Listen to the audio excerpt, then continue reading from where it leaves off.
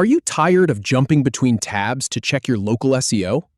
Learn how to build a real-time dashboard in under 2 minutes. First, we'll organize your projects into a folder. Then, we'll create a dashboard and add real-time data widgets. Finally, you'll get a shareable link. First, head over to Semrush Folders. Then, click on the Dashboard option. Now, click on the first highlight. Then, click on the second highlight.